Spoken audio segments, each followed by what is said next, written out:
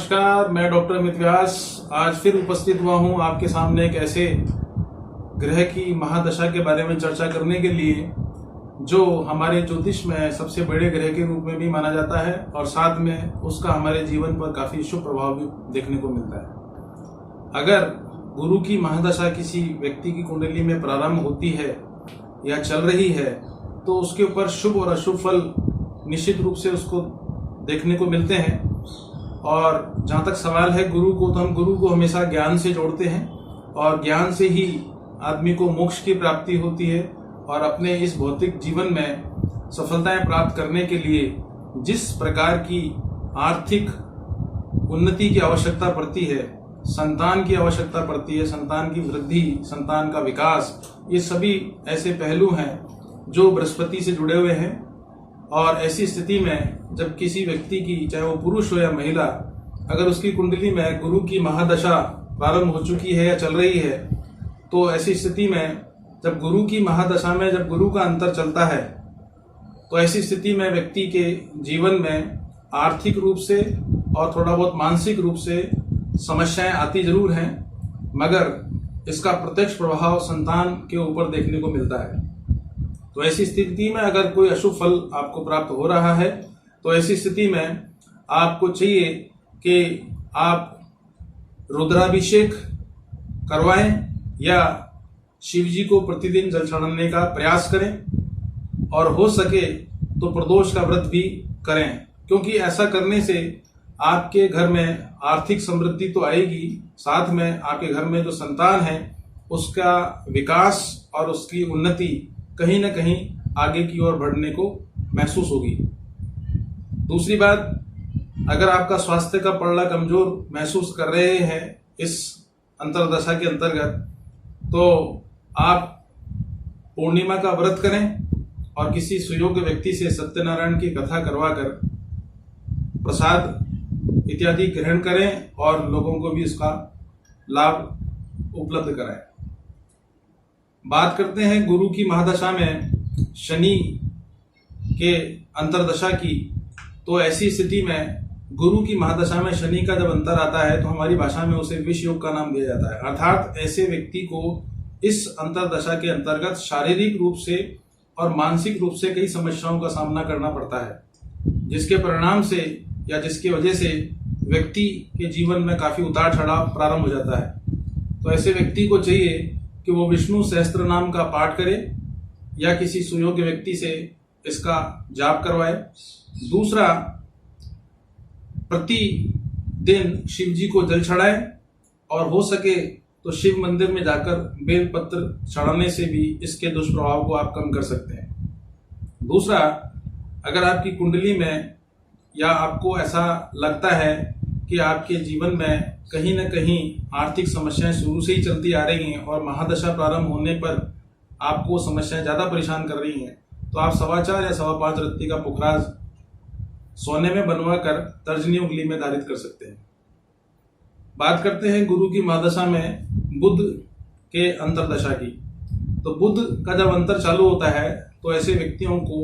मानसिक रूप से और संतान की तरफ से कष्ट देखने को मिलते हैं। हालांकि आर्थिक लाभ होता है, परंतु फिर भी संतान की विकास की गति रुक जाती है या संतान का जो विकास जिस तरीके से आप अपेक्षाएं रखते हैं, अगर उसमें आप कमी महसूस करते हैं तो आप एक निश्चित रूप से 2 काम विशेष रूप से करें। एक तो ये कि आप अपने रुद्राभिषेक का पाठ करें और विष्णु सहस्त्र नाम का पाठ करें। और सबसे बड़ी बात यह है कि इस दौरान आप विद्या का दान करें। इसका तात्पर्य यह है कि या तो आप अच्छी किताबें या वस्तुएं जो कि बुक्स के रूप में हो, या तो किसी लाइब्रेरी में उसका दान करें या किसी ऐसे व्यक्ति को किताबों का दान करें जिसे उसकी आवश्यकता है। और किसी भी छात्र के एजुकेशन को बढ़ाने में या उसकी सहायता करने में अगर आप कोई धनराशि व्यय करते हैं तो निश्चित रूप से आप मान के चलिए कि आपके ऊपर जो दुष्प्रभाव पड़ रहे हैं उनको आप आसानी से कम कर पाएंगे। बात करते हैं गुरु की महादशा में केतु के अंतर का। तो गुरु और केतु का जब कॉम्बिनेशन बनता है तो घर में अचानक बीमारियां प्रवेश कर जाती हैं और घर के अंदर जो प्रथम संतान है उसको विशेष रूप से शारीरिक कष्ट का सामना करना पड़ता है और आर्थिक उच्चावचन होने की वजह से व्यक्ति को कई प्रकार की समस्याओं का भी सामना करते हुए देखा गया है। तो ऐसी स्थिति में व्यक्ति को चाहिए कि वो किसी सुयोग्य व्यक्ति से महामृत्युंजय का जाप कराए और अपने घर में जो बुजुर्ग व्यक्ति हैं उन्हें तीर्थ यात्रा अवश्य रूप से कराएं, जिससे कि आपको इसका दुष्प्रभाव कम से कम प्राप्त होगा। बात करते हैं गुरु की महादशा में शुक्र के अंतर की। तो जब ऐसा अंतरदशा चल रही होती है तो घर में पत्नी का स्वास्थ्य या घर में जो स्त्री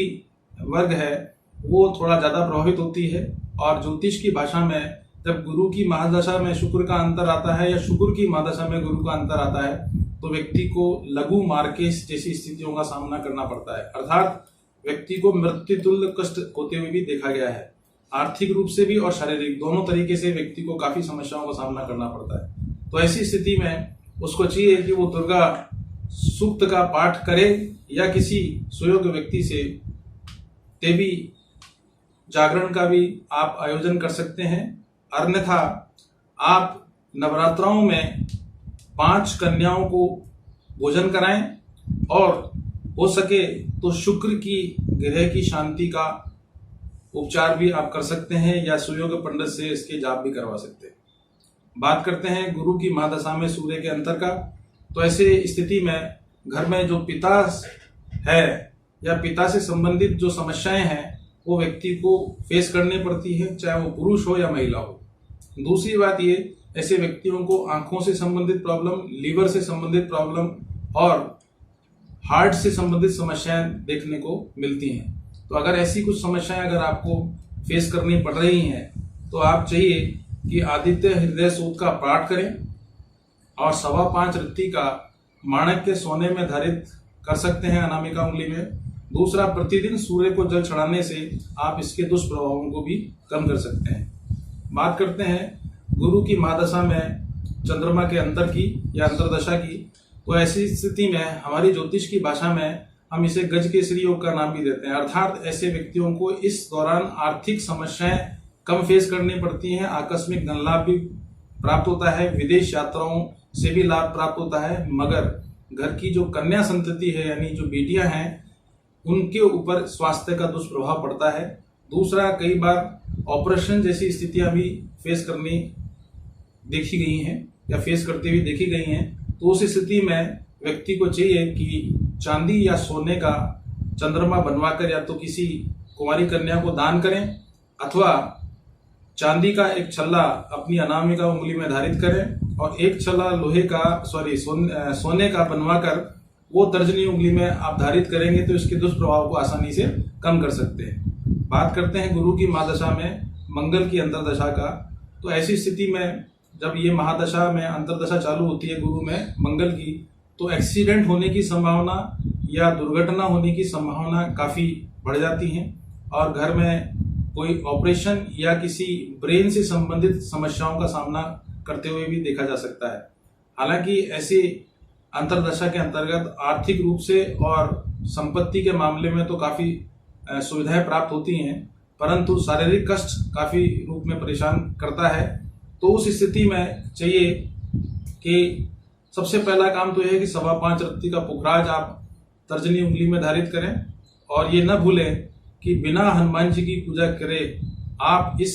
अंतरदशा के दुष्प्रभावों को कम नहीं कर सकते हैं, अर्थात बजरंग बाण का पाठ करें और हनुमान चालीसा का पाठ अवश्य रूप से करें और हो सके तो मंगलवार का व्रत करने से भी इसके दुष्प्रभावों को आप कम कर सकते हैं। और अंत में बात करते हैं गुरु की महादशा में राहु के अंतर की। तो बृहस्पति और राहु का जब कॉम्बिनेशन बैठता है कुंडली में या अंतरदशाओं या महादशाओं में, तो ऐसी स्थिति में चंडाल योग का निर्माण होता है। इसका मतलब होता है कि ऐसे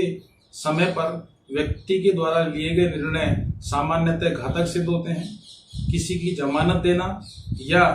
किसी भी आर्थिक रूप से विनियोग करने से कई प्रकार के नुकसान उठाने को भी देखने को मिलते हैं। और दूसरा ये कि ऐसे व्यक्तियों की मति भ्रम होना या कॉन्फिडेंस लूज होना या डिप्रेशन जैसी बीमारियां भी इस दौरान होती हुई देखी गई हैं। तो अगर ऐसा कोई समय आपको फेस करना पड़ रहा है तो आप निश्चित मान के चलिए कि आपको महामृत्युंजय का जाप तो कराना ही चाहिए, साथ में राहु की जाप भी कराने से इसके दुष्प्रभावों को कम कर सकते हैं। और किसी सुयोग्य व्यक्ति से कुंडली दिखाकर भी 5.25 रत्ती का पुखराज सोने में बनवाकर तर्जनी उंगली में धारित करने से इसके दुष्प्रभावों को आप कम कर सकते हैं। लेकिन मैंने बताया कि गुरु की महादशाओं में अलग अलग जब अंतर्दशाएं चलती हैं तो व्यक्ति को विभिन्न प्रकार की समस्याओं का सामना करना पड़ता है और कई बार अच्छी चीजों का भी सामना करना पड़ता है। परंतु आखिर में मैं एक बात कहना चाहूंगा कि गुरु की महादशा में व्यक्ति को मानसिक रूप से और शारीरिक रूप से, आर्थिक रूप से संपन्नता तो प्राप्त होती है, लेकिन इस दौरान अगर कोई बीमारी शरीर को लग जाती है तो वो बीमारी को खत्म होने में या उसके दुष्प्रभावों को कम होने में काफी समय लगता है। इसीलिए मैंने जो उपाय आपको बताए हैं उसे आप अक्षरश रूप से पालन करेंगे तो मैं आपको दावा करता हूं या आपको विश्वास दिलाता हूं कि इस प्रकार का उपाय करने से आप अपने गुरु की महादशा का शुभ फल बढ़ा सकते हैं और अशुभ फलों में कमी कर सकते हैं। आज के लिए इतना ही। नमस्कार, धन्यवाद।